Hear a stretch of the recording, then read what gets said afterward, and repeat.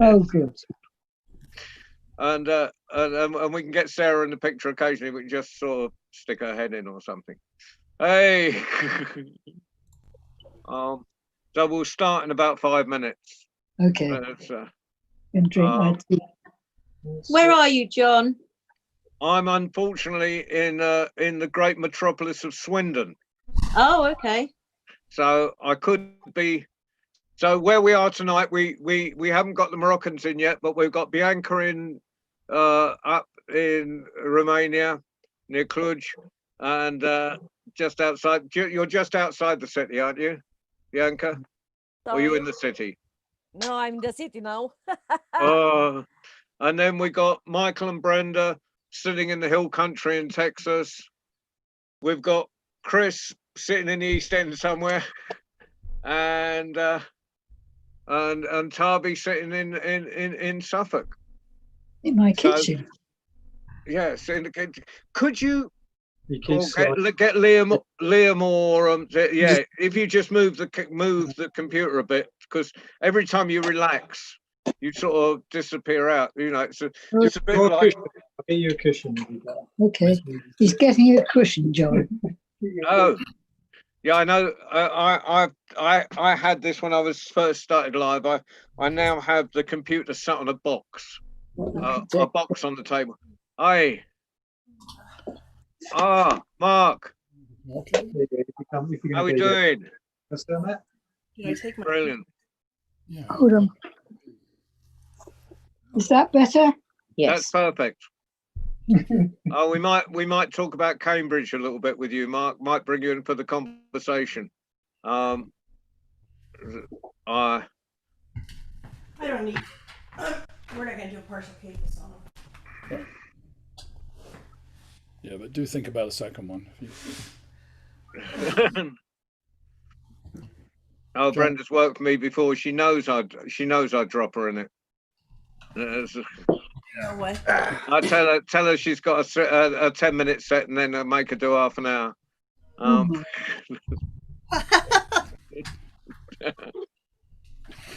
Yeah, it's the only way to treat your friends. You guys are all sitting there drinking your gins and tonics, and it's only lunchtime here. So yeah. Well, I thought I'd be civilized and just have an Irish coffee. Oh no, it's Gaelic, so I've got Scotch in it, not Irish. Michael, what's your setup there? Have you got a lovely trailer or something, or are you in a garden or something? This is a green screen, and it's a projection of our Kerrville Folk Festival campsite that we usually. And so I thought we just bought it because I ran a harmonica nonprofit, and we're going to be doing a whole 4-day Zoom, hopefully with hundreds of people, convention in the second week of August 12th through 16th on Zoom. Amazing. And I bought it so I could do other things with it, like have pictures of our logo and stuff behind. And I thought, well, for this, I could just drop a photograph of our campsite back there, so that even if we didn't go, and it almost feels that way to us. Actually, looking behind me, I'm like, it looks very real. Let me just go in the camper here for a minute. So we've got Michael, we've got Chris, we've got Mark. We've got to get a better virtual background now as well. Brenda's getting stuff. I don't know if she goes away and no, she's got a minute or two. Now I know she's here. That's not the problem. So we'll let everyone in a minute. Have you got anyone waiting there, Bianca? Cat Little is joining now. Sarah. Oh, lovely. Hello. And then we got Sarah. You might just be asked some questions during this one, Sarah. So don't go away and make coffee or anything. I'm cooking dinner at the same time, but I'm here. Yeah, well, I'll make sure you're there. Just tell me when something's going to burn, and I'll make sure I ask you the question at that moment. I'm making tagine. Oh. Right. Right, I'm going to get my prep stuff here now. Okay. Just send the right. Smell. Sorry, Michael, you're about to say? I want to smell some of the cooking. Yeah. Well, it's trying to get that proper festival feel of food stalls, and everything. She's preparing Moroccan tangine. Yeah. So we're at the Moroccan stall today. So Sarah's got a Moroccan tent and there. Yeah. I'm going to try to make tafaya. Okay. So Now, hopefully people will manage to join us. So far, we've got all the cast for the beginning. If no one else joins us, you might have to talk a lot. And Michael and Brenda will have to sing quite a lot of songs. But Anna's joining us later. So, and I'm hoping that Tony Cordy gets on at some point. Where's Miss Sandra?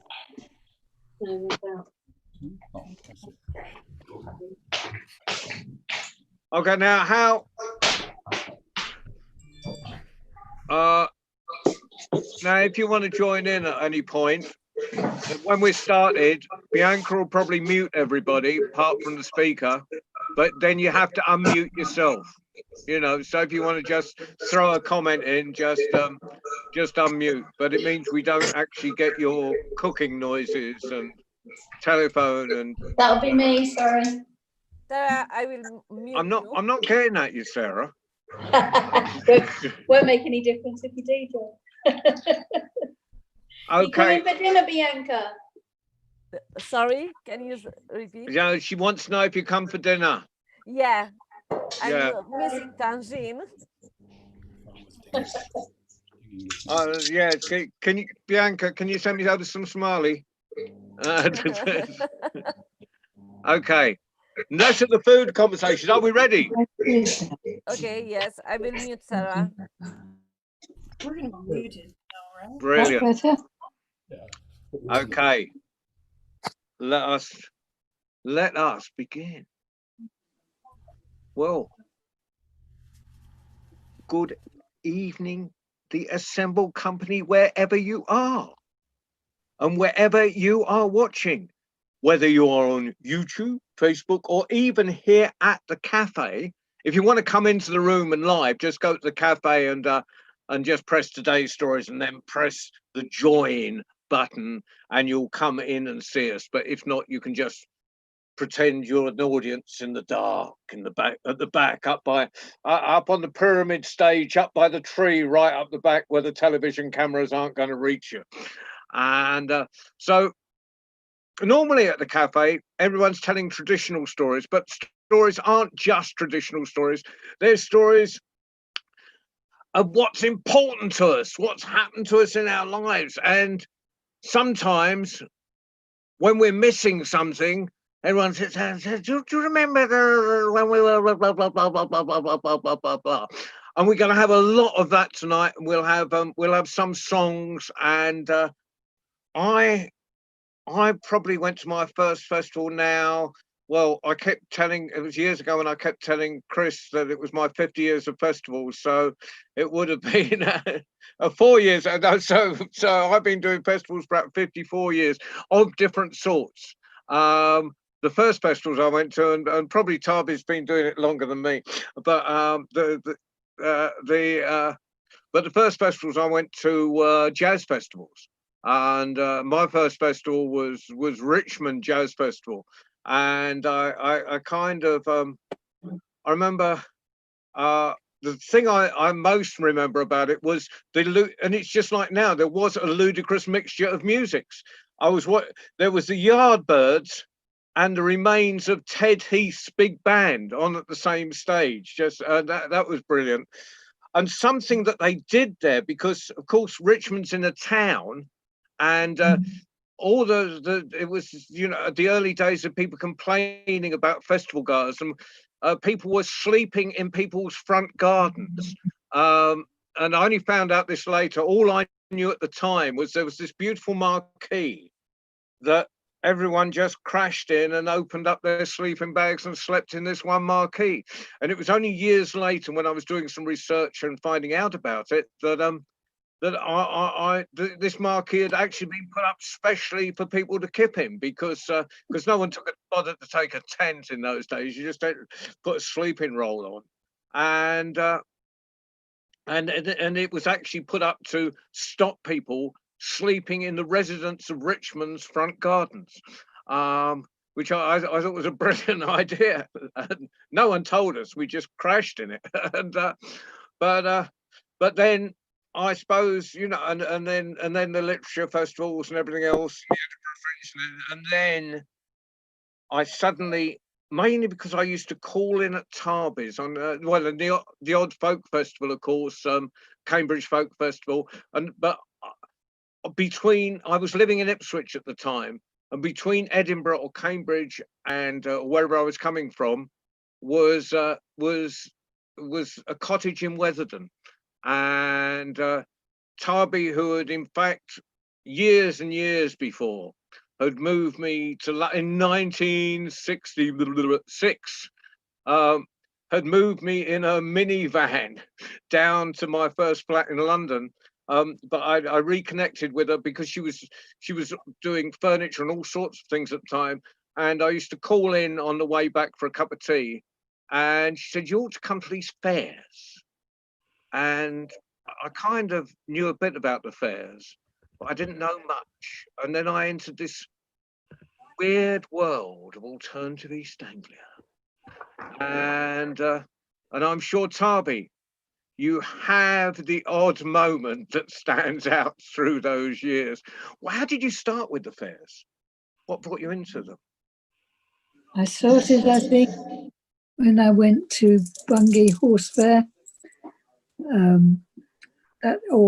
We had a stall at Barsham for selling food, and that was when it all started. Really, I just moved down here. Can't remember when, and bought this wreck of a house, and yes, and that's when it started. And I got really interested, but I didn't. I thought each fair ought to change and be something different. And we were at a meeting, and somebody said, "Right, well then you do it and change it." So that's what I did.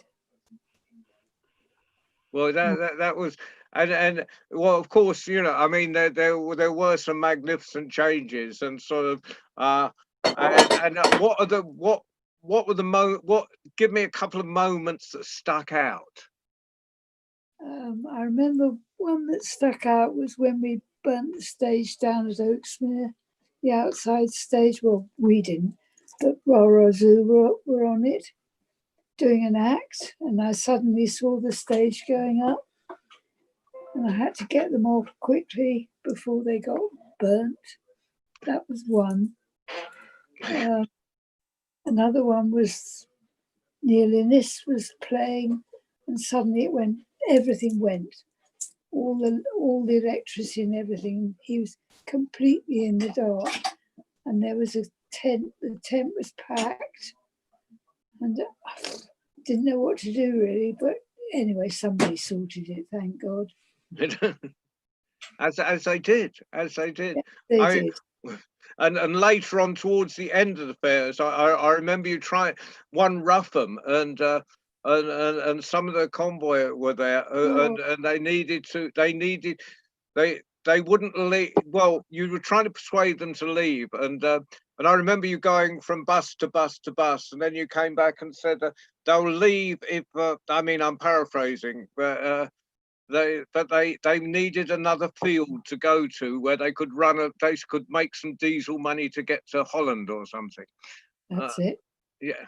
And I found one in Harwich. Yeah, I found it was Tony Rose's, and he was an old boy who lived in Harwich, and we'd run a Rock Against Racism one day there in the past, and his farm was next to the golf course, and he hated the golf course, and he would do anything to annoy the golf course. So I got someone to get hold of him and said, "Tony, do you want the convoy to come down? They'll really annoy the golf course." And you persuaded them to leave then, but it was and of course, I mean, amongst the great things that you did was the kids stuff. You know, Oaksmere Kids Fair. True. So do you want to tell us a bit about how, you know, why you started that? Or But I suppose it because I had about 3 kids or 4 kids by then, and I can't remember how many. I can't even remember when it was. But I got on very well with the people at Oaksmere who owned it then, and they said that I could do it if I wanted to. So that's when we started the kids' fairs, and they were really good. Well, good, I you thought- put on Musical Youth just before they broke as well. Yeah, I I did. remember. Yeah. And Yes, I didn't even know that they were going to go to the top that week, but we'd heard them and thought they were really good. So I asked them if they'd come and play. And I think there was something ridiculous like 300 quid, which was quite a lot of money, but not. And I don't know what they'd be asking later. Not a clue. Thousands. They and filmed then of course you moved the whole thing to Thornham, and Yeah. And then you even after the fairs finished, you were doing Halloween up there. Yeah, I did Halloween for years. And I did Halloween at Oaksmere as well. Yeah,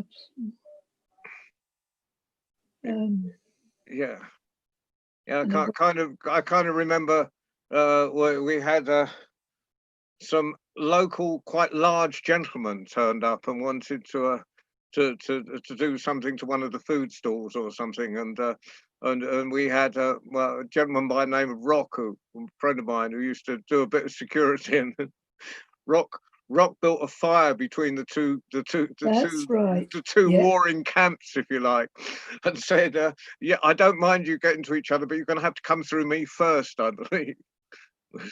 I remember that. That was really funny. Well, it wasn't funny. Good. Yeah, and then of course when it all finished, you instead of letting it drop, you insisted on us all working forever, and bless you, and so you know you moved the performers into council run events and all sorts of stuff all around the country, Correct. and Yeah. There were some good people, and somebody from Ipswich approached me. And I remember having to go down to a meeting in the town hall, I think, and had to go up to the top floor. Can't remember where it was. And they asked me if I'd do a festival for them. So I said, yes, that's okay, but I was really terrified. It did work, thank God. I think it worked. and so that and from that there was Needham Lakes, there was, you know, which was a regular one for a long time, and then you got really, you know, you were getting some really prestigious stuff, you know, like the Millennium, you know, all the side acts on the Millennium Dome and the Harry Potter launch up at Edinburgh Castle and stuff like that. There was True. Seems Yeah. so long ago. Yeah. Well, you say so long ago, Tar, but you know, when did you actually really retire? Sorry. 1 year, 6 months ago. She hasn't stopped yet, John. Yeah, but we don't want to make that public. Yeah, I know. Yeah, Sarah, you're in the background. Come in the picture a second. You grew up with this ludicrous mother, who led you astray into the world of fairs and festivals. Yeah, what a privilege that was.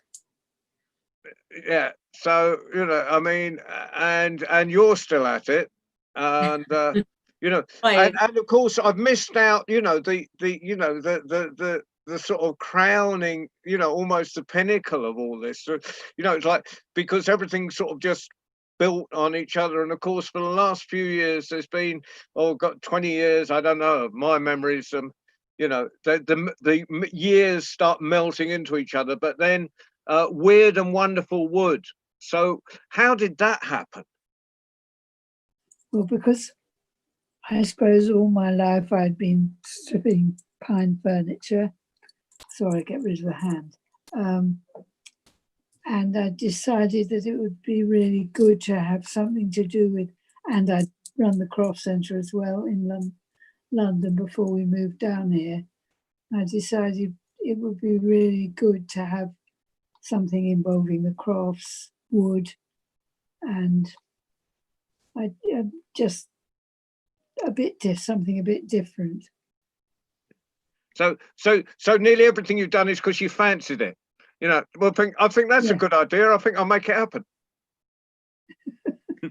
Well, it's putting the passion into something, isn't it? You know, if you're doing something you love and that you're really passionate about, then it's going to come together.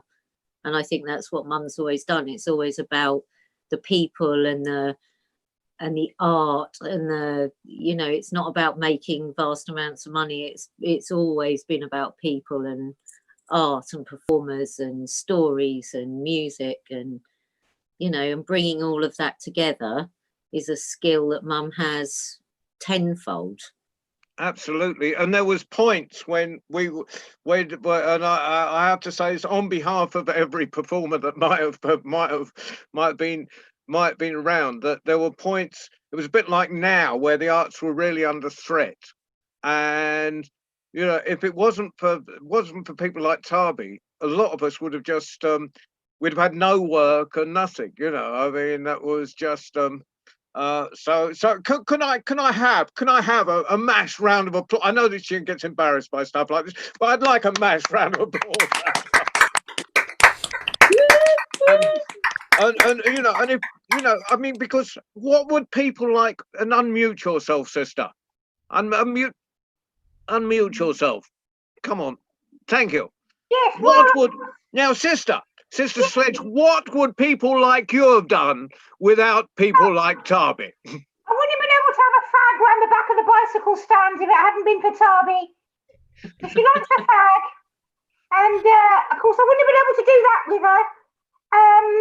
I certainly wouldn't have been able to rumple around the woods looking for leopards to bless if it wasn't for Tarby. You know, I mean, honestly, you know, there was no kind of what I loved about Tarb was like she just saw something and she thought, well, let's try that. You know, there was a really strict, strong curatorial sense of how a gig would work. So she had all of that, but she was absolutely happy to take risks on people that she didn't know. She didn't just have her favourites. She, you know, I always, whenever we're putting sort of events together in the nunnery, we always make sure that we're feeding the project. And you know, Tom, you've always understood that. You've always understood what does the project need, not, you know, who are my mates and how much am I going to get paid. So I think that's always been really, really important. And also just that, you know, she always surprises. You know, you never the same shit twice. Yes, it was working. And then whatever happens, stop for a fag. well, And thank you all. There's don't go away, Tarby and Sarah, because we'll probably come back and harass you again, because we you know you're not allowed to relax until after the whole thing's over, you know, and then you can go back to the cottage and just probably with 1,000 people following you, you know. I mean, there's the New Year's at Weatherden Village Hall, you know, there was always, you know, it was like, you know, she worked her socks off, Tarby worked her socks off, and the rest of us enjoyed the results of her efforts, you know. And there's been you've had some amazing performers through, you know, people like Paco and you know, I mean, just so many, you know. Is there anyone who really stands out that thinks, you know, and you won't offend anyone else if you just say who stands out? John, was that New Year's Eve party you took us to at the village hall many moons ago? Was that the one that Yeah, Tommy? that was one of Tarby's, yes. Yeah, okay. Yeah, we had such a good time there. That was one of the most enjoyable New Year's I'd had since I left the old country and listening to the church bells ring in the new year out in the cold out there. It was such a lovely time. Good, thank you. Yeah. I think the one that I remember most is Richard and Linda Thompson Hmm. when they played at the village hall, and I remember they turned up and they got turned away by the kids, By me. my kids at the door because they didn't know who they were. Ah, They said, but we're performers, and at 10, I said, yeah, everyone says that. You have to pay or go. Quite right too, Sarah. Yeah. Well, of course, that's where you came from. You know, I mean, when on the first gigs you put on was because there wasn't any music that you wanted to listen to around, so you just thought, oh, I'll bring up Fairport. Yeah. So where was that? That was Bury Town Hall or something, wasn't Yeah, it? very Corn Exchange, yes. Yeah, and Sarah was a mere mite at that point. I remember very well, though. I remember the queue of people trailing through the town all the way round, down past the Abbey Gates and up around to the bus station. I mean, the queues were ridiculous, people trying to get in, and you know, it would have sold out 4 times over, I think. It was a phenomenal event. And of course, John Peel was comparing. And I remember that very well, being ushered away from an argument between him and Sid Vicious in the hotel afterwards. Do you remember that, Mark? So Yeah. so we'll yeah, I you know, I could do a whole we'll do a whole program on you, but we'll drop it on you really without much notice, so we don't, you know, or else you'll say I'm retired. and Yeah, definitely. but for now I want to. So that's kind of that's almost a legacy, isn't it? That we and then in the midst of my festival, Lunacy, I mean, but first of all about the fairs, but then I would, and then Hackney Free Festival, and well, I believe he was running the Blaggers stage, and there was I probably went to there was a sort of squat in this semicircle. I know I went around there. I probably bumped into Chris there, probably living there at the time, and then down at Brighton Free Festival, it's his early 90s, and that was that was sort of like a bit like Hackney Free on Sea. Chris sort of, it's about 2 o'clock in the morning. Chris said, I think what I'm going to start is this sort of like an agency, but I want to market the British festival scene across the world. I think I'm going to call it Continental Drifts.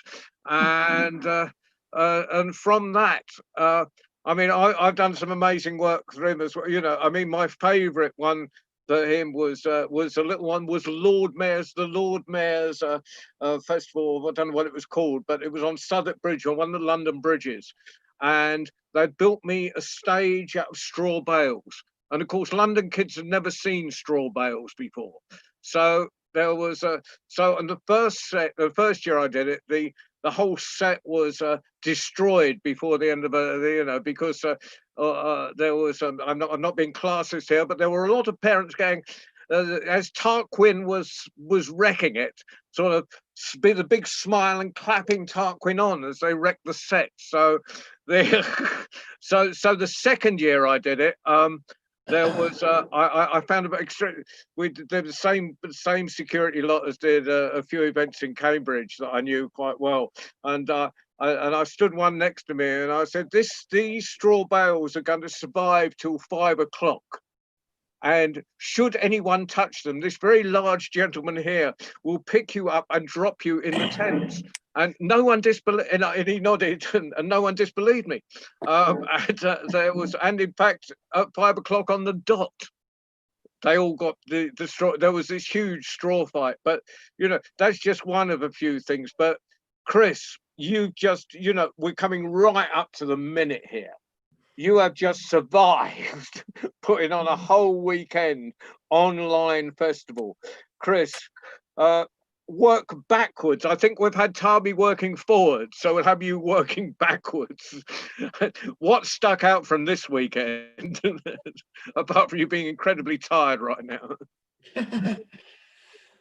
Well, this weekend was more than like a live stream. It was in virtual reality. So if you had your headset on, you could see the rubbish on the floor. You could hear your feet splattering in the mud. You could see the rust on the stage. You could hang out backstage in a trailer.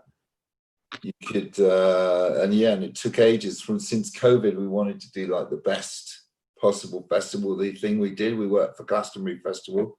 We run a field called Shangri-La, and we tried to copy that into the virtual world using the maps and stuff. But, you know, obviously, every one of you guys are thinking the same. Is like, where's the vibe? Do you know what I'm saying? So, it turned out that, you know, if you live in virtual land, people are talking to you all the time and dancing with you, and it's just like really weird. We did all of that just now. So, Sister Sledge, so you used to take time out occasionally to pop up to Shangri-La from the kids' field occasionally, I believe. Where Yes, I'd you know, go on a subculture safari to see our Chris, see him doing DJing. Obviously, we weren't dropping MDMA; we were dropping Ribena. And then we'd refuse to kiss anybody's rings because that belongs to Bishop. And basically, just hang out with the cool kids. You know, go down to the Rocket Lounge, hang out with the overbig babies. See the art. I mean, I think what's been really underestimated, because in another world, there's an art world out there as well. And I think between Michael and people like Chris, I think there's more been done for the visual arts art world than anybody's ever given credit for. Because again, people can turn up and go, I've got an idea, and they'll be given like half a dozen tickets. They'll be given somewhere to park up. They'll be given no sleep. They'll be promised no sleep, and then they can just go ape shit, excuse pardon the expression, and try out a whole load of stuff, political stuff. And again, you know, if somebody writes in with a good idea, they'll be listened to. They won't have to do a 15-page application with a budget to the Arts Council. They can really take artists on the edge and bring them into something where they really understand that they can have a very wild audience. And I think that's exceptional in the cultural landscape of the UK. And whoa. Thank you, sister. And I'm going to bring in Tony after I brought in Kerbil, but I'm going back to Chris because you know, part of your concept, Chris, was that we should so, I'm trying to be a serious presenter here. Do you mind, sister? Is that you wanted to market this festival and take acts everywhere, and you know you've taken them to Holland, and I know you've taken them to Romania. And what have you done in Romania? Talk about the Romanian festival, so Bianca can know she's not totally left out from this. Well, Romania Romania is so full of creative young people who have brilliant ideas, and they're great at art and design and music and remixing. And you know, even though things are quite often difficult in Romania on the government front, I'm super impressed by how the youth were so creative down that end. And how, in fact, you know, the thing we just did, even though it was a lot with California and millions of people watched, by the way, a lot of those designers weren't in Silicon Valley. They were in Timișoara in Romania, you know. So the world's gone much more global, and maybe brilliant artists living in places they usually wouldn't have something there for them. They're just brilliant, though. Brilliant. Love Romania. Love Tim Horat. And you've also brought artists from, you know, I mean, Tarby's done the same. I mean, she's. I mean, I remember the most unlikely event. You know, she's getting obscure African artists into Chelmsford Spectacular, you know, and then have to argue them through immigration, and which was always fun, you know. And you've done the same. You know, you've had a lot of gypsy stuff from Eastern Europe and DJs and all sorts of things from, you know, and that internationalism, I think, is part, you know, has always been part of the festival scene, and you two have practiced it, or, you know, it's in the DNA, if you like. Yeah, the Brexit. Hello, there's not one single festival person on the planet who agrees with Brexit. If they did, they'd be Nazis. There's nothing in all that stuff that's going on here, or to another extent, what's going on in America with Trump. That's culture friendly. Zero. We were already public enemy #1. We don't have to do anything. Yeah, and we'd be most offended if we weren't. Yeah, you know.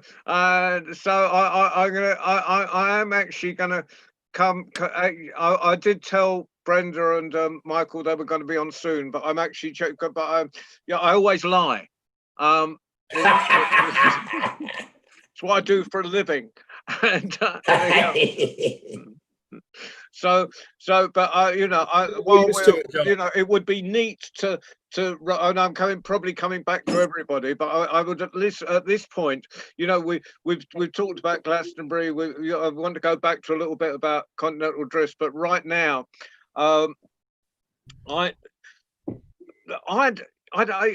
kind of, since Glastonbury started, I thought, oh, me to go, and there was one year, it was back in the 80s, and I was managing a reggae band, and I was doing well. I was actually performing with it, you know, a little bit out of time, you know. White poet in front of a black reggae band, you know, back in the early 80s was probably not the most saleable item, and someone. You know, like, yeah, well, why would it be? And so and someone said, oh, come down, I'm running the stalls, come down, put the band in the van, you know, you'll get to play. And I kind of thought, do I want to drive a van load of musicians all the way to Glastonbury, get turned back at the gate, or even worse, get let in and never get a chance to play, and then have to stand there in my ear all while I'm driving back? So I didn't bother. And you know, and then I heard later they were screaming out for bands on the side stages that year, so that was a mistake, you know, but my life is full of them. And but then I'm sitting in Strawberry Fair, which is probably the last sort of free festival surviving in one day in Cambridge, and that survived for years and years. And about 1990, I just got laid off from the Arts Centre. You know, it was another time like now where the funding was crashing down around our ears. Nothing compared to that, you know, but it was. You know, we all thought, you know, like, and so a lot of people like me went back to our own people, if you like. You know, I mean, so you know, so we. You know, we'd phone up there, or Tarby, I'd be sitting at Tarby's, and Tarby said, it's a pity you don't do storytelling. If you were a storyteller, I could give you some money. So I said, as it happens, Tarby, that's what I do. And I decided at that moment, well, it had been building up from a lot of directions, but that was the final push to get me in. There's nothing like the chance to earn a living off what you do. And so, and likewise, I'm sitting at so that the sort of year when I was getting all that building up that side of my existence, I'm sitting in Strawberry Fair, and I'm sitting around with Tony Cordy. Hello, Tony. Hey. And I said, it's disgusting. An old hippie like me has never been to Glastonbury. He says, well, as it happens, I'm running Green Kids this year. You can have a couple of tickets and 25 quid diesel. So I said, that'll do. And you know, and I couldn't even give away the second ticket. Imagine that, sad, not being able to give away a Glastonbury ticket. And I think I flogged it at sort of cost to, you know, for a few quid to a hitchhiker on the way down for some extra diesel. And there was and then in a couple of years, then I did some stuff, but there some other people that were running the kids field there remain nameless, and and then about 2 years later, I got this phone call from Tony saying these nameless people have dropped out, have left Michael in the what's it, and it was about 6 weeks before the festival, and Michael says, would I run the kids field? So, you know, the only answer to a question like that, if you're Chris or Tony or Tarby, is yes. So Tony went yes, and then hastily rang up all. Actually, it was a lot of people off the fairs basically at the first year, wasn't it? Yeah, totally. I mean, that's a whole long weird story for me to fit that all in, because I think the first festival I properly had something to do with was Watchfield, 1975.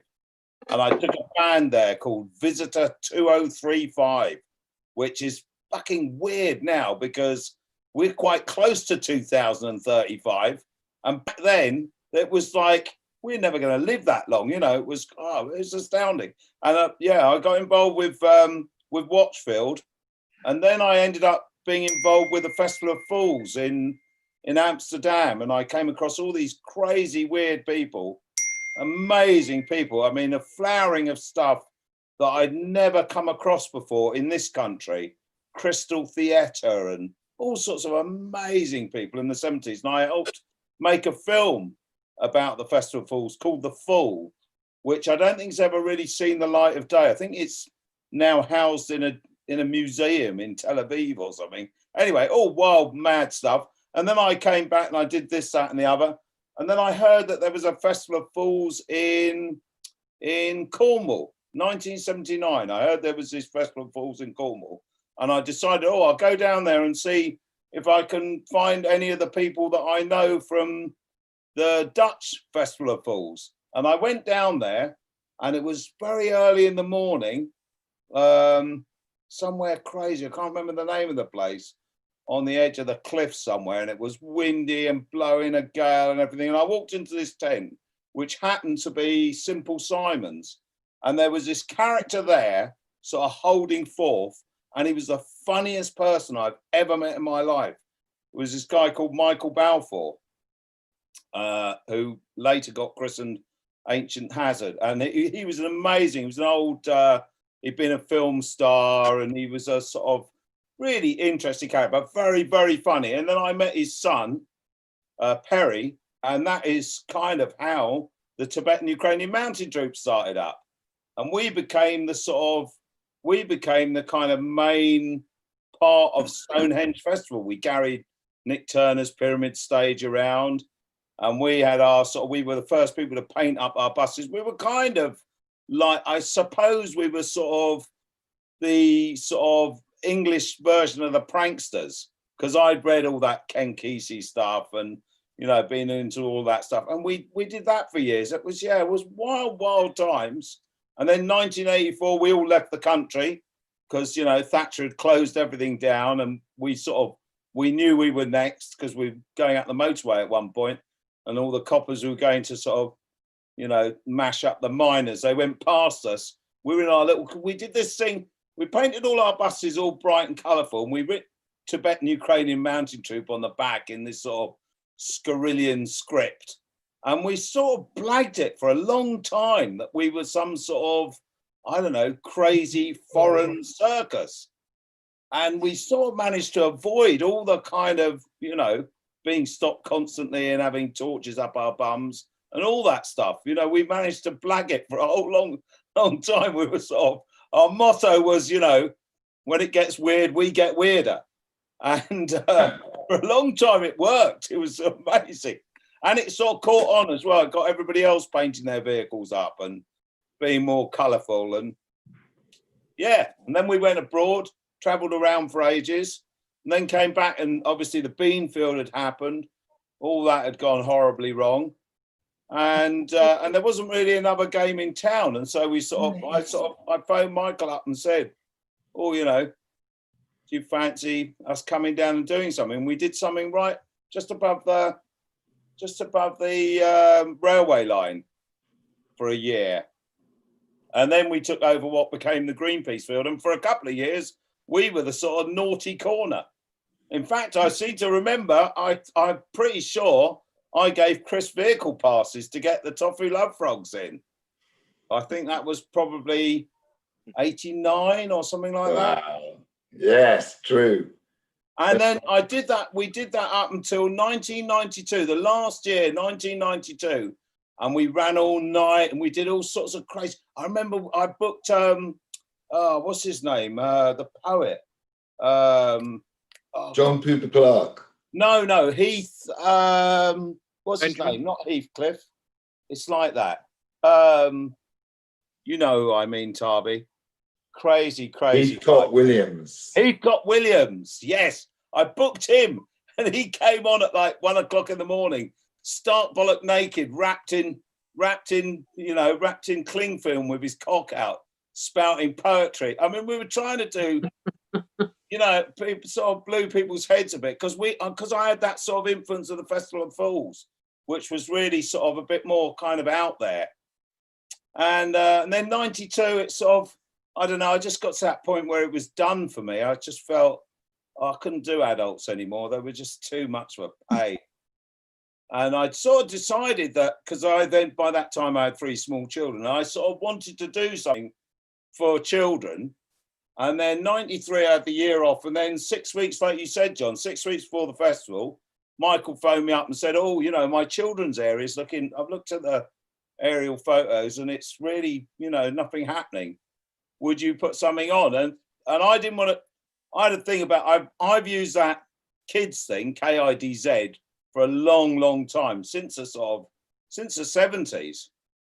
And so we relaunched it as a kids field, and it's been amazing. It has been phenomenal. It's been a really brilliant thing to watch small children, grow up and hit the main stages and do all that stuff. It's been really very, very fulfilling. And you've kind of kept its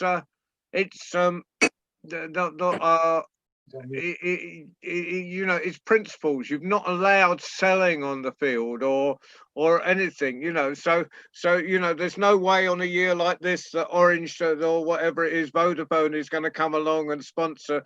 There's no way Vodafone is going to sponsor the kids field. And really, I mean, the nunnery's really having financial troubles of its own, because the Vatican disowned them or excommunicated them or whatever the Vatican does, and long time. So they've got no money, or also, Sister Sledge, would you have sponsored had you could? Don't worry, love. We're pimping out old videos, and I'd never pimp out anything that Tony does. Obviously, we're fine actually. We're all right, because we live on Ribena and hope. So we come, yeah. Only mine. So and it's grown like Topsy, hasn't it? From that, having put this ludicrous thing together in 6 weeks, which would have had Old Hazard. Chris, you want to jump in? Unmute yourself. I had to explain to Brenda what Ribena is. Right. So, coming back to yeah. What were you going to say, Chris? It's like being in class. Chris had his hand up. I didn't actually, John. I didn't. I was picking my nose like this. Oh, that's all right then. Yeah. Brenda, it's Red Bull, not Ribena, if I'm honest. Anyway, so. I want to interject there slightly, John. Please do. I definitely, because I think, this whole thing about money is, I think for artists, for real artists, money is a really secondary thing. I mean, obviously we all need to put, we need to put something in the tank and we need to sort of pay our bills and all the rest of it. But I don't think everybody that I know, I can see here, I don't think the money has ever been the main objective. I think putting on a show and doing something and being creative, that's the main objective. And it's always been a little bit, the second thought is, how are we going to actually afford all this? Or now we've got the bills, we have to pay it. It's sort of, money is important, but it's not the primary objective. It's not as important as food tickets. Well, and back in the early days, I know I came in when someone was talking about Sid and all that. There was free food kitchens. We used to sort of, pass around the hat, or someone would sort of, cook up a pot of some strange dal or something. It's so, I think the money, obviously now festivals and that whole thing has become this massive fucking industry. It's an industry now, for Christ's sake, which is just astounding for us that did those very early festivals where there wasn't, they were lucky if there was a trench to shit in. There was so it is quite. I feel like the most important thing is the creative side of things, and actually, the rewards come. They come regardless. It's not like the primary objective. No, and I think that's probably why a lot of the modern festivals are so soulless, because the money has become the primary objective. And it's just, I don't think it is for. I think the primary objective, I mean, not the primary objective, but I think a round of applause on that one. And that is not an excuse for no one to pay us, okay? Right, absolutely. I hear you loud and clear. So, I wasn't talking about you, the people here. I was talking about anyone who might be listening. So I've always been looked after very well by everyone here. But the oh, sorry. But I think, part of that rewards is that when the Kids Field opens now, and we open that gate on a Thursday, it takes 20 minutes for that crowd to get through into the Kids Field. And, it's become, and we've got, and there's people come and do us for, people like Dynamo that come and perform for fun on it just because they love doing it. And the little rewards are the parents that come up to you. I remember the other year there was someone came up and they remember things from one year to the next.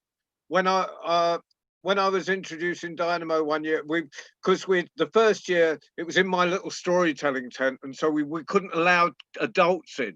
So I got every child shouting, "Adults go away, adults go away," and they all left, and there was one guy who wouldn't go. And so I said, "Now, children, we're going to learn the difference between the plural and the singular." I said, and it's adult go, and I got this poor guy. Anyway, so, and then when we moved to the big top, it was kind of we let the adults in, but they had to stand at the back. And there's a guy from CBeebies that we were working with, and we moved them back, and this guy was sitting there with a baby on his lap in the middle, and I pointed to him and I said, "Except for you." But he thought I was going to try and move him. A year later, he came up to me as he was walking past our camping area and thanked me for that moment. And there's and it is full of moments. I think that is, that's what we do at festivals. We create moments for people. Yes, sister. I just wanted to say that I was introduced in my first year. I was navigated around with an amazing fairy called Dot, and I think we couldn't have a meeting like this without mentioning Dot. And she was this magical fairy that I think knew Tony quite well. And I think that without Dot, I wouldn't have orientated through the magic at Glastonbury. So I just wanted to name one of the luminaries that's since passed on into the fairy world, but we know and love her. And I just wanted to remind everybody about Dot. Thank you, thank you, sister.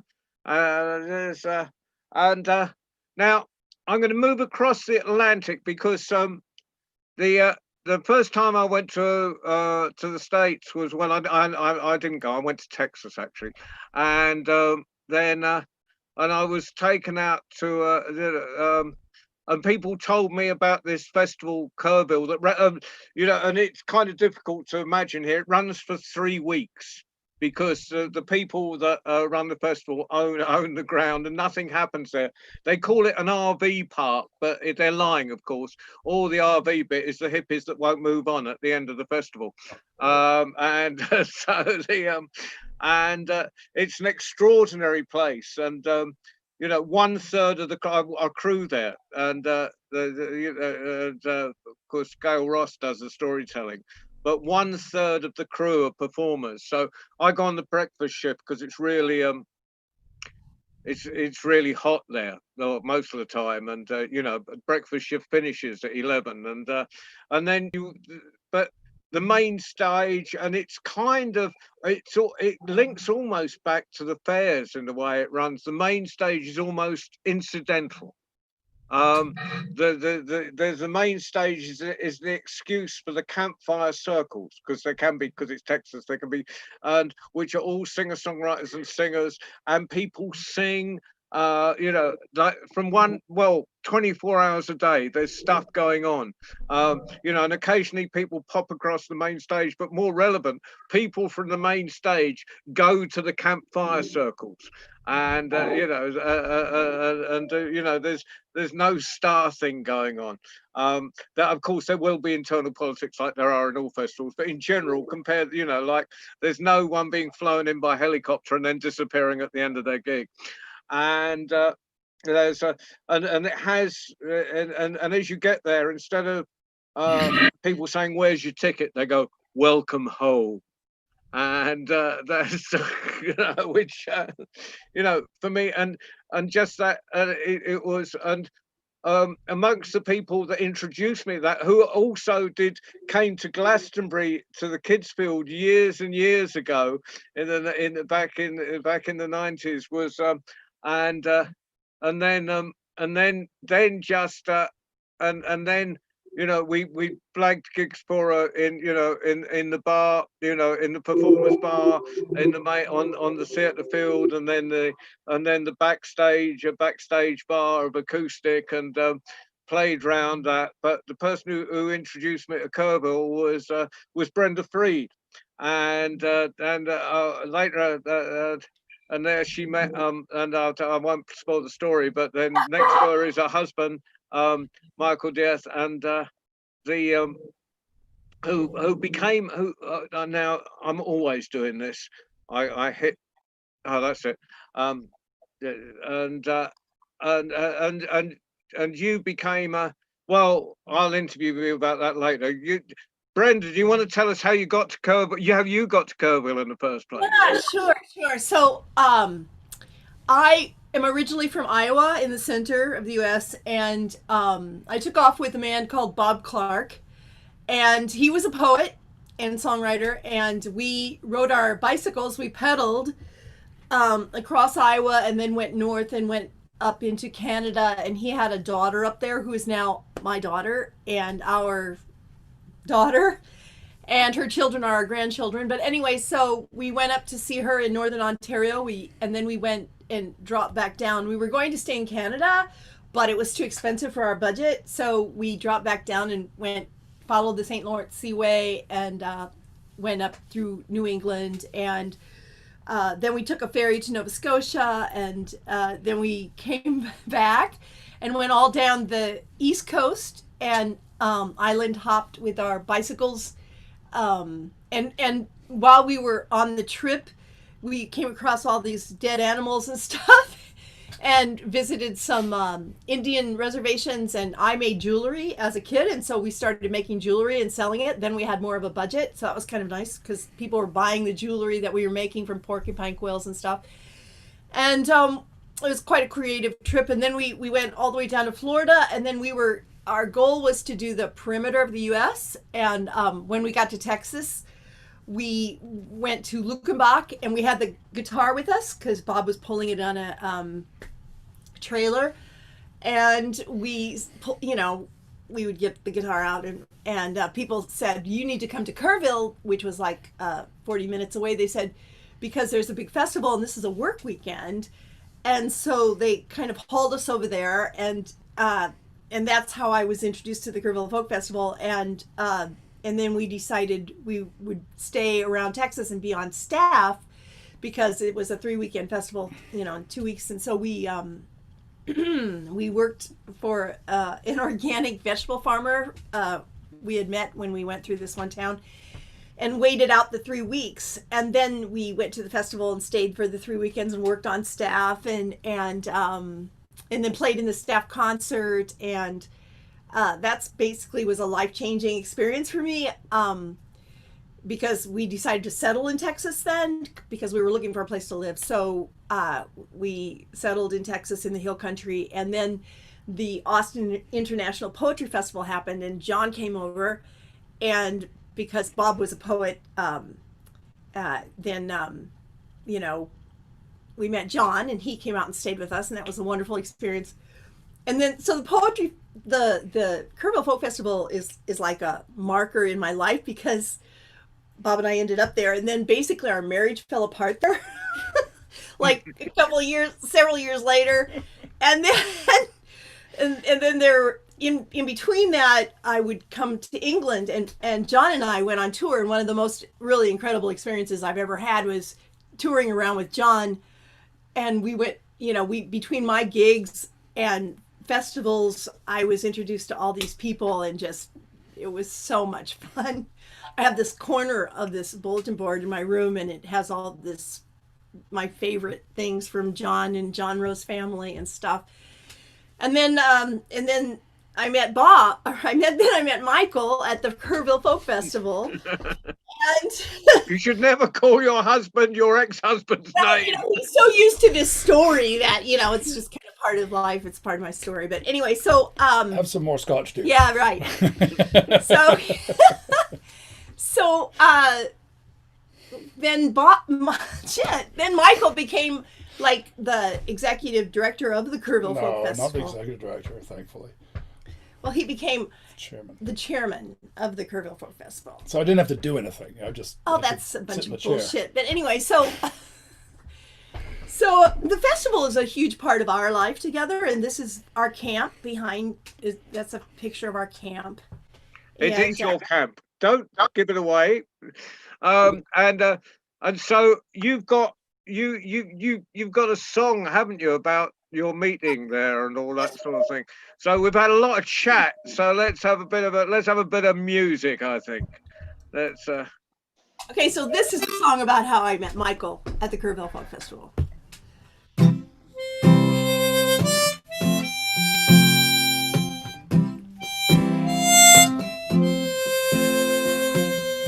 He got out of that truck.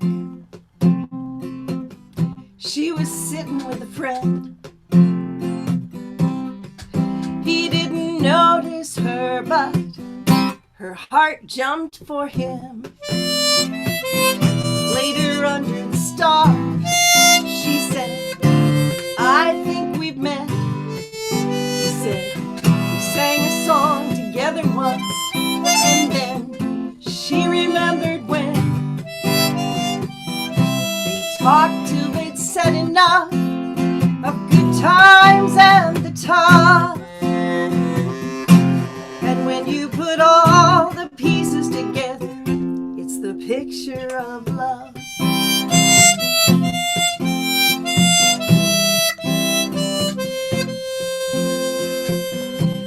Cooking is his forte. She likes to consume. He likes the sunrise. She loves the moon. When life is a mystery, she has the clues. He solves the puzzle when others confuse.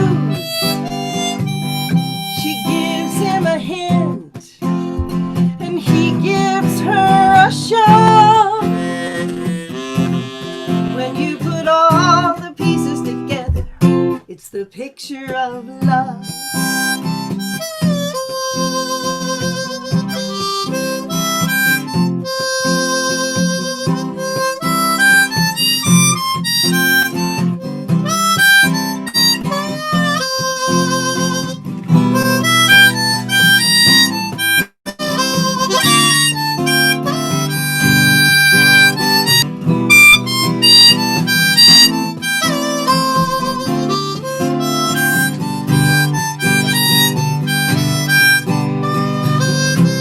He's known as a planner.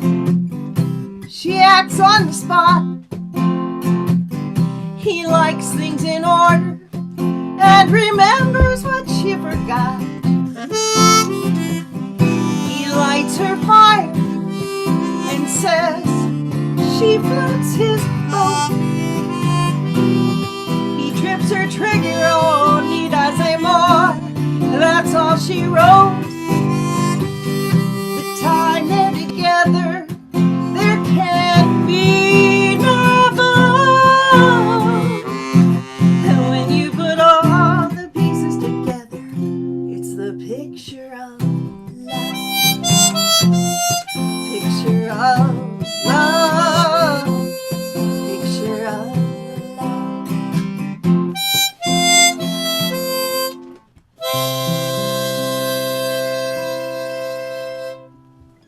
Oh, So then when John came and he came to the festival, and then Sandra and Lee came over and they came to the festival. We had the sister. The sister. It was a good time. Lots of really great memories, lots of great experiences, and John is like my brother. I love him. So well, thank you for that. And I think that song, is kind of like if there's one thing festivals do, we do love really well, and whether it's huge art with their big love sign and their big murals down on the kids' field, and then up on their stuff up in Shangri-La, or just people falling in love with each other. And now I'm gonna come I might come back for a song like "Don't Go Away, Don't Leave the Campsite," and I'm coming. We've been joined by the wonderful Anna Modica from far away. No, we're back into East Anglia. We've dropped back into. We started in East Anglia, Suffolk, but we're going to cross. We're going to go north of the Waveney, up to Norfolk. And Anna, you run this. And I should have performed there for the first time this year. Yes. We've done loads of stuff on different fields, on kids stuff, on what was the the Norfolk One World festivals and stuff, which was but you've got your own festival. Tell us about it. I run Norfolk World Music Festival, which is set in the Breckland area of Norfolk. It's a small festival, 500 max, and it's families, world foods, music, culture. Just one place, in the heart of Norfolk, where people of all nationalities gather for 1 weekend a year. And we have a great time.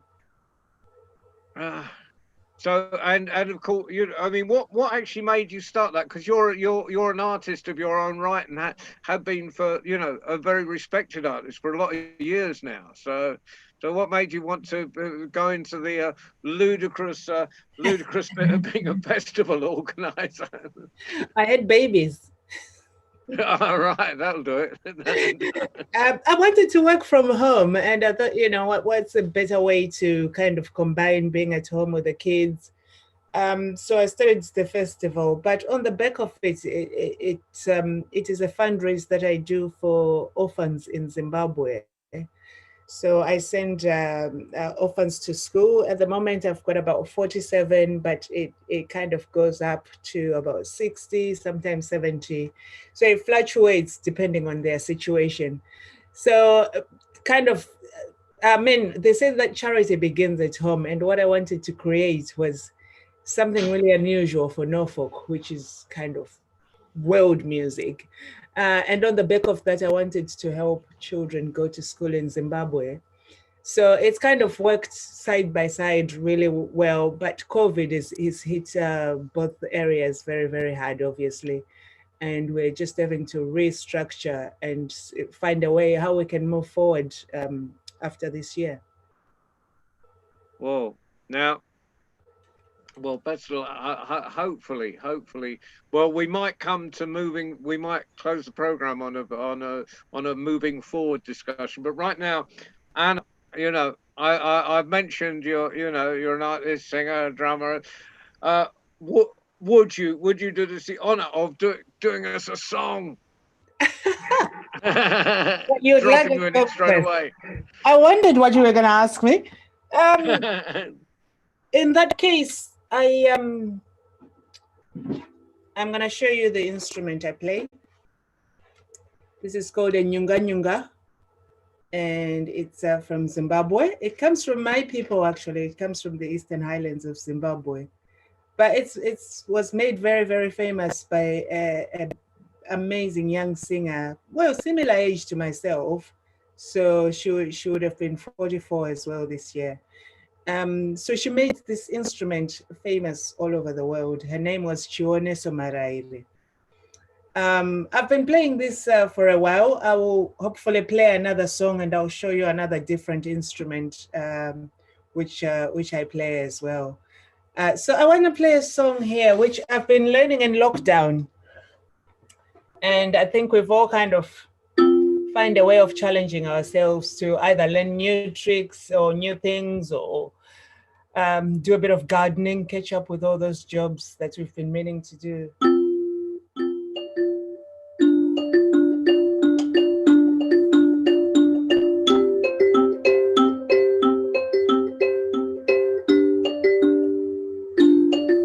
So this is called Shura Matongo.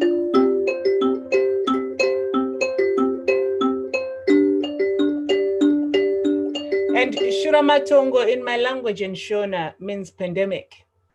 So the piece of music is a traditional piece of music called Vana Vanogwara. We have the same music traditionally as Mozart and Beethoven, but so this specific one is called Vana Vanogwara.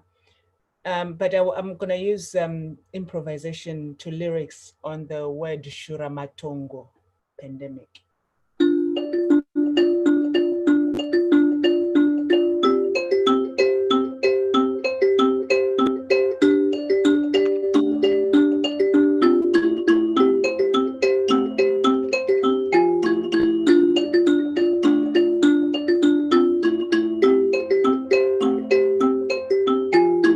Shura Matongo, Shura Matongo, Shura Matongo, Shura Matongo, Shura Matongo, Shura Matongo, Shura Matongo, Wabana Bio.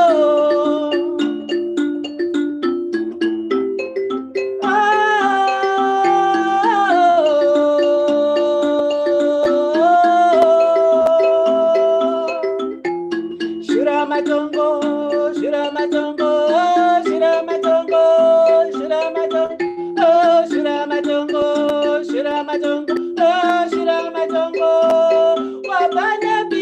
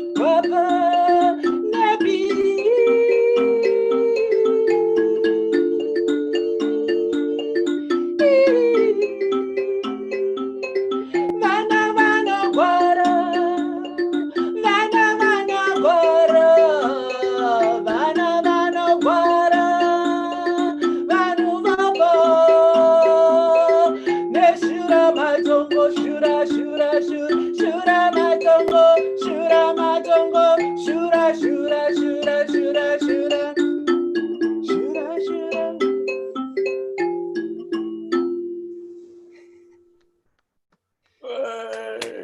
There we are. Oh, It's still working. Thank you. beautiful. Thank you. Sister Sledge, you'd like to speak?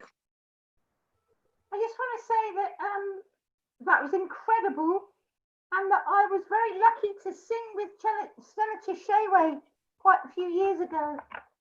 Many years ago, Stella Chishewe came to Cardiff and did a big project, and that kind of gave me an echo of love. So thank you very much. Thank Thank you. you, Asante Sana. Oh, thank you very much, Tatenda. What an opportunity to work with Stella. She was running workshops, and she was not in a happy place actually. So it's a long story that I need to do with you out of makeup. Wonderful. I look forward to it. I so And look also, forward to it. just to let you know that I work with a company in Birmingham called Celebrating Sanctuary, which is about working with people that are recently arrived, giving them tools, getting them into schools, giving them platforming events, running projects. And I know we them. need to get a chat with you because we've got a venue in Birmingham called The Edge, and you need to come and play for sure. And, That sounds amazing. To get the spirit of Stella out there and the next generation playing versions Well, of Indira. She's inspired us as women in Zimbabwe to actually champion this instrument. You know, it's such a male-dominated instrument. And when we saw Stella doing it, and she's still doing it, it's inspired so many generations to pick up the mbira and actually challenge the norm, you know, because usually it's men who play the instrument. So yeah. She totally broke the rules. And this woman could like take some snuff and leap 6 foot in the air. She was incredible. She's quite tall as well, isn't she? Amazing. So we at another point at another magazine we'll bring the other version of Sister Sledge back, and maybe talk about arts venues and where they're going and what we can do in the future. Right now, I want us to actually think into the future a little bit, but you know, I mean, hopes, you know, we've always been optimists. You know, if we weren't optimists, we wouldn't have done this nonsense for all these years. So yes. What is it? Selena Godden, you know, with a brilliant poem, "Pessimism is for lightweights." And there's, so Tony, what's your, we won't call it the new normal, the better normal. What's how do you see things working out? Well, you know, like I said earlier on, it's a sort of real strange thing that how festivals have gone from this, you know, the original, you know, as I start, you know, when I started out in the sort of 70s, just in the end of the 60s and the 70s, and you went to a festival and it was just a gathering of people that came. Nobody was selling anything. And, you know, if you wanted anything, you had to bump start somebody's car and drive to the nearest pub. And it's gone from that to an astounding industry of, you know, an amazing thing. I mean, you go to somewhere like Boomtown, which is, I would think, is probably at the forefront of, you know, where things are evolving to. And then all the little folk festivals. I mean, it's definitely going somewhere. My joy is that I've gone from that and I now run, you know, definitely Europe's largest free children's festival. And so I see these tiny children go from my fields to the pyramid stages. You know, we've had kids, you know, because we run a music academy in the kids field and we give away guitars and musical instruments to kids that show promise. And we've seen kids from there, you know, from the sandpit, I see their parents get together, come back a year later with a small child, that small child, you know, scrubbing about in a sandpit, and then they're in the music academy learning a few chords or learning how to plate spin or something, and then they're running a field somewhere, then they're running their own festivals. And it's definitely, it's moving on. It's that, you know, it's the profit. It's that whole thing of, you know, you fire the arrow, but you have no knowledge of how far that arrow is going to go. And definitely festivals are going to carry on. People are always going to want to meet after this nonsense. You know, we will all get together somewhere, and because people want to be together, you know, the human tribe is so strong. And what's been amazing through this is because we've been forced to, we've been doing so much stuff online. What I've noticed just with the World Storytelling Cafe is that it's the opportunity to work across continents. Yes, it is. And sometimes we'd have people from, well, just looking at people who we've got here, we've got Texas, we've got Morocco, we've got Romania. We're all across. We've got Wales, John. Wales. I was going to get to that. I was getting to Wales. I wasn't forgetting you. And we've got Norfolk, Zimbabwe, Norfolk.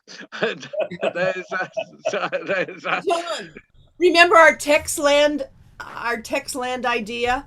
We were going to do this exchange, you know, from Texas to England, and we can do it virtually now. Yeah. So and I know with the cafe we're talking, and Bianca will know more about this. We're actually talking about because this whole idea of this place came from the fact that the person who's wanted to open a storytelling center in Marrakesh, Mike, who's got Riyadh's down there, and I was going down to help them at the end of the year, and then he came and said we were in lockdown there, so we want to do it online, and what we're talking about doing it in future, you know, even when it gets going physically, is having a big screen in the storytelling center, so we have both live storytelling and what we've found in this, you know, so we've all got this new, you know, it's created a whole new thing that we can use. So we, you know, so maybe the future is combinations, and I don't know how you do that. Well, it's going to be a combination, John. It definitely needs to be a combination, because this is wonderful, but it's not a substitute. You can't smell it. But you can't substitute that thing of actually all being together in a field, you know, that wonder of actually being physically close. And I hope we don't end up just like this in our bunkers forever. No, we're not going to allow that. You know, that would be very sad. Even if we have to find a COVID free island somewhere, that we can all meet on. Yeah, John, what I was going to say is, you know, we being in America, and Bianca mentioned this earlier, how hard it's been for artists to come over here, even if you're not being paid. If you just come to an event where people are being paid, you know, particularly in these times, but even before the asshole in chief that we have now, you could show up at the border, and if you carried your guitar, you could get sent home. Even going to England, actually, you know, and I haven't had that problem, but it's a real challenge. This year, our harmonica festival, we're not having it because 500 old people playing harmonicas in a hotel room is not a good idea. But we're going to do it online, and we've got performers, not that old, only 60 or 70, or not. Some of them are 90. This is a youth program. Well, we have kids. That's true, but we're putting it on virtually, August 12th through 16th, and I've got a lady from who just agreed to come in from Amsterdam. I've got one of the best chromatic players from Madrid playing. I've got Steve Baker, who's a Brit living in Hamburg, playing. I've got 2 guys from Sweden, and we can pay them because I'm buying their video. I'm not paying them as humans. So I can give them money for that. I just can't pay them as employees, and it's really stupid because I end up with something similar. Of course, what we can't do is play along with each other. I mean, unfortunately, we can't play along with that amazing instrument, because if we did, it would, you know, the timing would all be wrong. So we're gonna. But I'm retired from the high tech community, and we will figure out how to allow that to happen. Zoom was the right thing at the right time, and those guys are the luckiest startup there have been. But somebody will figure out how to make all the sound thing work together. But until then, you've got backing tracks, and you can sort of pass them around and put together a composite. But it is going to be an amazing tool when we get back together next year in Charlotte, when hopefully we'll be face to face again. I agree with you. I'm going to have a big old screen up there with a bunch of Zoom stuff, and we'll have cameras, and we'll bring in the international artists and fuck the immigration people. It's that, and just for small festivals, I mean, Anna, you've got a budget of nil, and there's not quite nil, but getting close, and but it means so you could never fly anyone in. We were so this year we were going to fly somebody in for the first time, and it was almost like the big event. Sister Sledge, we were going to bring your woman. She was going to be our headline this year. So we're still in talks. Hopefully. But what you then realize is the day you finish this year's festival, you're organizing next year again. I wasn't quite prepared for that when I first started. I thought, I'll start in March, run the festival in July, have the rest of my life.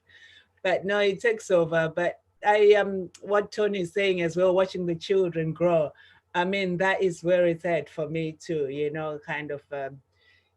First year they come and then they're toddling and then they're walking. So we have an open mic evening on a Friday, and you get the drunken dads. And then last year you started seeing the younger children, they go away and they learn an instrument for the whole year so that they can come and do open mic. And it's brilliant. It's just, I don't think festivals will ever stop because, Oh no, well, they've been going since the beginning of time.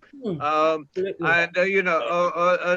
mean, people like Mark over there and myself, we as the entertainers, we've got it easy, really.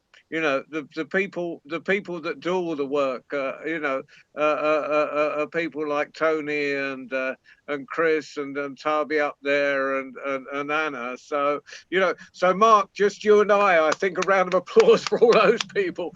Otherwise, we'd have nowhere to go. We'd have to go and work or something. So bless you. Now, what I'm going to do, we could probably carry this conversation until midnight, but it's 2 hours ahead of us in Romania at the moment. So like Bianca needs some sleep sometime. I try and wreck her life, but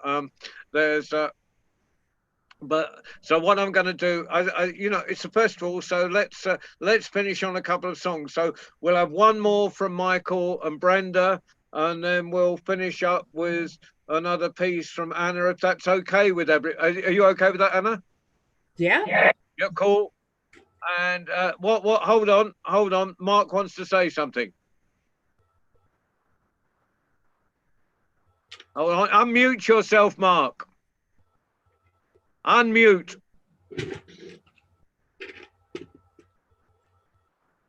I think he has a problem with his microphone. Okay.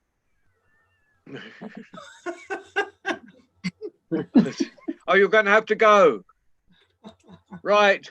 Bye-bye, Mark. Glad you could join us. Glad I didn't interview you if you're on silent, because I can't lip read. Right. Okay. So, and Tony, you recognise Mark there.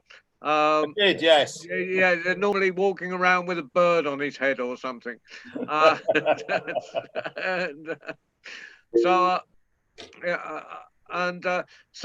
Michael and Brenda, are you with us for a last song? Yeah.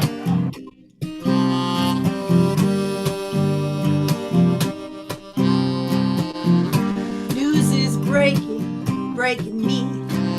Can't stand to sit and and watch two songs and then they're done. I want to hear what I need to know.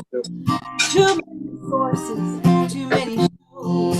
People divided and on the attack. Head spinning over what's fiction or fact. Feeling low on trust, high on doubt. Losing faith in what we're all about.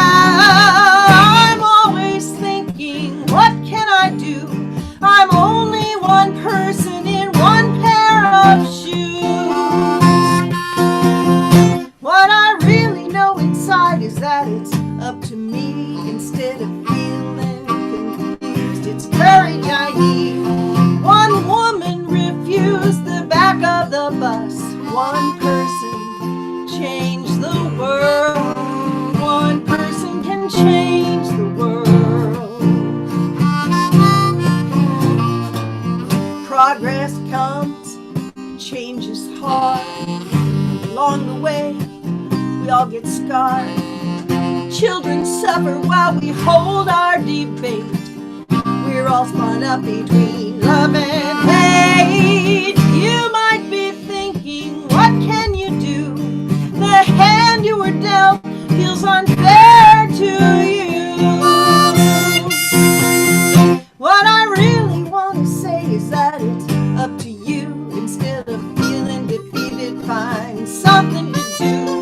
One woman refused the back of the bus.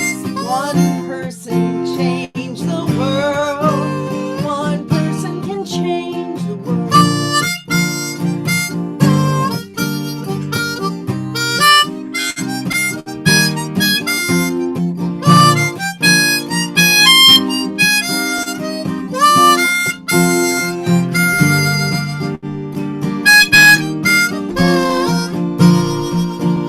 One brave woman stood her ground. One heroic act proved so profound. She inspired many others to lead.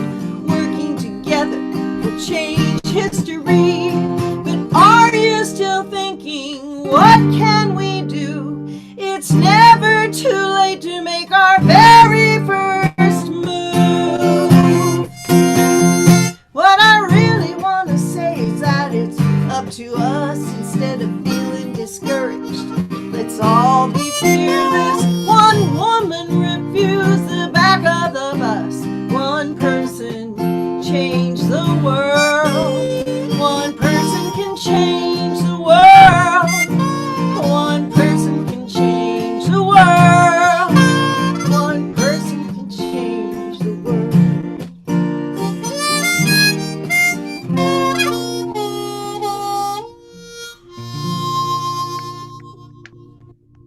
So here's to all the world changers out there. Whoa.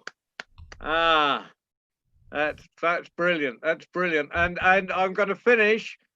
Thank you all. Thank you all. Thank you, Sister Sledge. Don't go yet, but thank you. And thank you, Tarby and Liam and Tarby's techie, Liam and Sarah. Have you been techieing as well, Sarah? No. That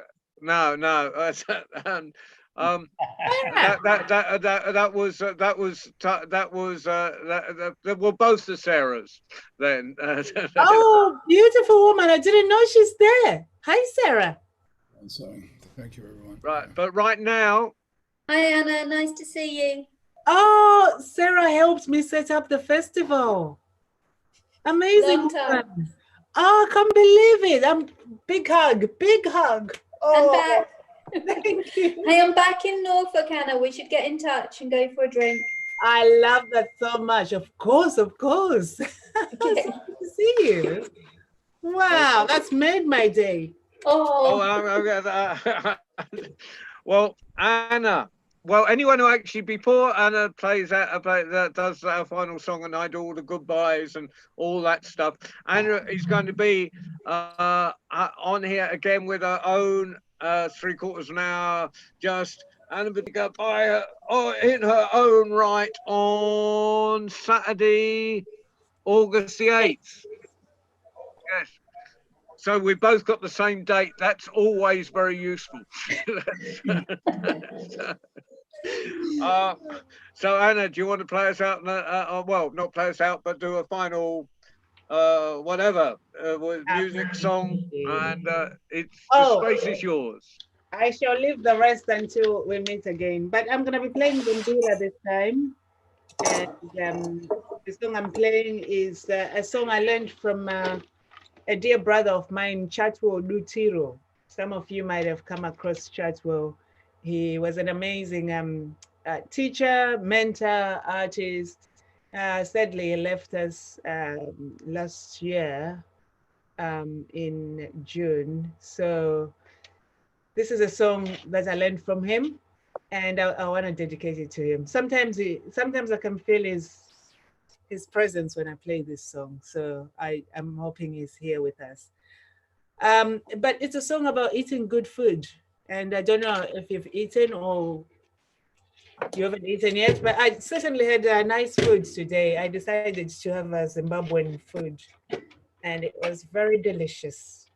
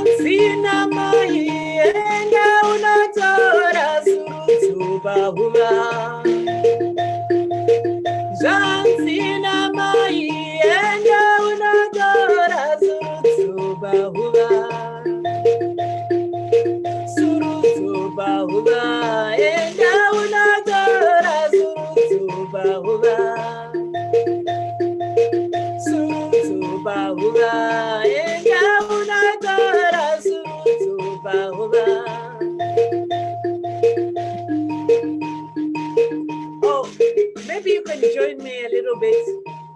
We call it manja, the type of clapping we do, and it just goes like this.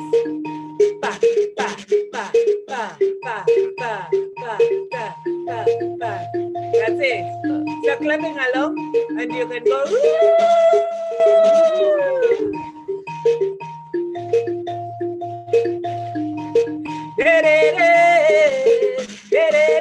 Touch God, touch God, touch God, touch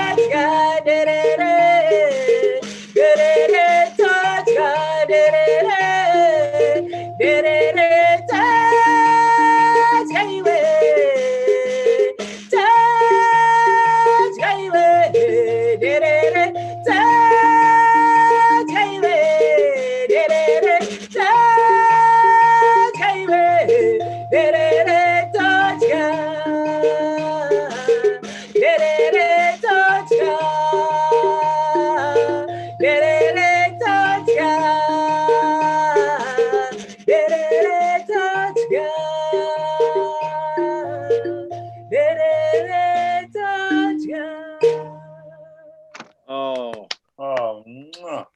Beautiful.